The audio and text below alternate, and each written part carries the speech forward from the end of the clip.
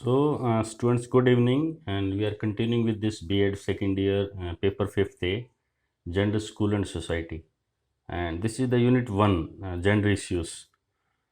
उसमें मैंने आपको बताया था कि how the people take the roles, कि जो जेंडर रोल्स हैं हम ये मान के चलते हैं उनको स्टीरियोटाइप भी कह सकते हैं. Stereotype is presumptions. हमें हमारे कुछ उसको लेके, जेंडर को लेके पूर्वाग्रह हैं. जैसे हम बोलते हैं भाई औरतें तो कमज़ोर होती हैं, या पुरुष ताकतवर होते हैं, या जो फीमेल्स हैं they don't have the power to take a decision.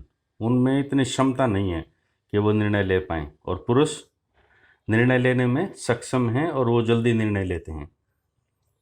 या ये कहें कि जो पुरुष हैं they are independent by nature, और जो महिलाएं हैं वो दे आर सबमिसिव, वो बड़ा समर्पण कर देती हैं, और आदमी हमेशा ही स्वतंत्रता चाहता है. ये जो सारी सोच है इसको हम पूर्वाग्रह बोलते हैं. और ये सेक्स को लेके, जेंडर को लेके जो एक सोच बन गई तो उसको बोलते हैं जेंडर स्टीरियोटाइप्स, कि ये तो ऐसा ही होगा. स्टीरियोटाइप होता है कॉपी करना, कि सारी लेडीज़ ऐसी ही होंगे या सारे जेंट्स ऐसे ही होंगे.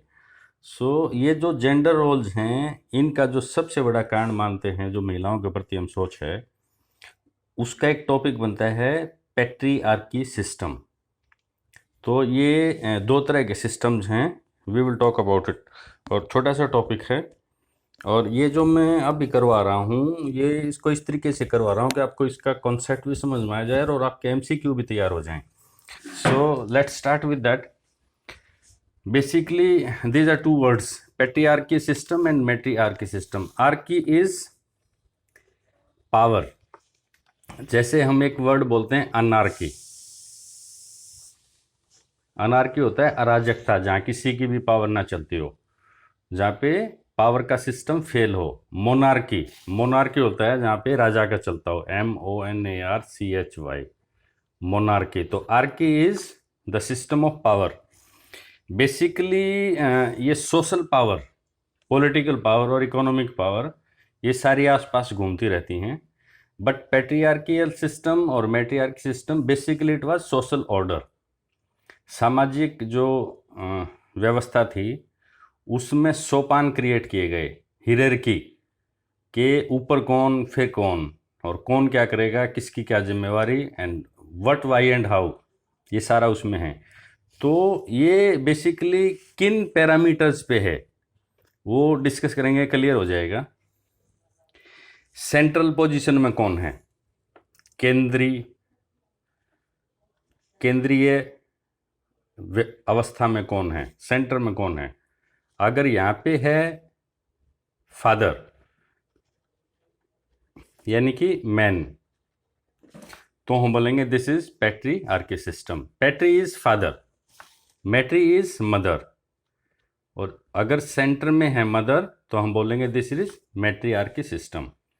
तो who is in the centre, second is head of the family, man, तो बन जाएगा पैट्रियार्की सिस्टम. वुमेन तो बन जाएगा matriarchy system. Control on decision making, निर्णय कौन लेता है, यदि मनुष्य लेता है, पुरुष लेता है, तो इसको पैट्रियार्की को हिंदी में बोलते हैं पुरुष प्रधानता, या आप बोलो पितृ प्रधानता, और ये है मातृ प्रधानता. तो कंट्रोल किसका है डिसीजन मेकिंग में, निर्णय लेने में, पुरुष का, तो पुरुष प्रधानता, और माता का तो मातृ प्रधानता. सेकेंडरी रोल पे कौन है, गौण. ये तो हो गया ना प्राइमरी, इसको मैं सेंट्रल पोजीशन को प्राइमरी भी कह सकता हूं. प्राइमरी रोल पे कौन है, प्राइमरी मतलब प्राथमिक, सेकेंडरी मतलब गौण. तो सेकेंडरी रोल पे कौन है, पैट्रियार्कल सिस्टम की बात करें तो यहां पे सेकेंडरी रोल पे वुमेन, और मैट्रियार्कल में सेकेंडरी रोल पे मैन. ये रिवर्स होगा ना. उसके बाद है ओनरशिप का सिस्टम. ओनरशिप का मतलब हम क्या बोलेंगे, जो भी घर है, मकान है, जायदाद है, उनका मालिकाना हक कहाँ है. ओनर कौन है. अगर मैन है तो पैट्रियार्की सिस्टम, और इसी के साथ साथ उसका हियर सिस्टम क्या है? हियर सिस्टम इज वारिस। वारिस कौन बनेगा? तो नेचुरली अगर जेंट्स हैं तो बॉयज वारिस बनेंगे, और यहाँ पे मालिकाना अगर वुमेन का है तो जो लड़कियां हैं वो वारिस बनेंगी। Then is identity and surname, कि किसका नाम चलेगा। सरनेम अगर पुरुष का रहता है यूं का यूं तो पैट्रियार्कल सिस्टम, और जो लड़की है वो जाके चेंज नहीं करती और अपना ही रखती है तो दैट इज मैट्रियार्कल सिस्टम। सरनेम आमतौर पर देखा हो ना अपने यहाँ, जब लड़कियों की शादी होती है तो इट गेट्स चेंज्ड, तो इसका मतलब क्या हुआ, हम पुरुष प्रधान समाज हैं। उसके बाद है रूल बाय होम, कि मतलब कौन किस पे अधिकार करता है, राइट्स किसके पास हैं ज़्यादा। अगर राइट्स ज़्यादा मैन के पास हैं तो पैट्रियार्कल सिस्टम, और वुमेन के पास हैं तो मैट्रियार्कल सिस्टम। और राइट्स पे मैं बता दूं कि पहली बार जो वुमेन है उनको राइट टू वोट डालने का जो अधिकार है वो 1928 में मिला है। और अमेरिका में मैन और वुमेन दोनों इक्वल एज के जो राइट अधिकार मिले वो 1969 में मिले। इससे पहले औरतों को बड़े होने पर मिलता था ये अधिकार, सेम एज पे नहीं। पर 1969 में America the age required to have a right to vote was equalised, उसको बराबर किया गया है। और फ्रांस में जो वोट का अधिकार मिला है वो मिला है 1944 1944 में। तो ये सारे एमसीक्यू के लिहाज से सभी महत्वपूर्ण हैं।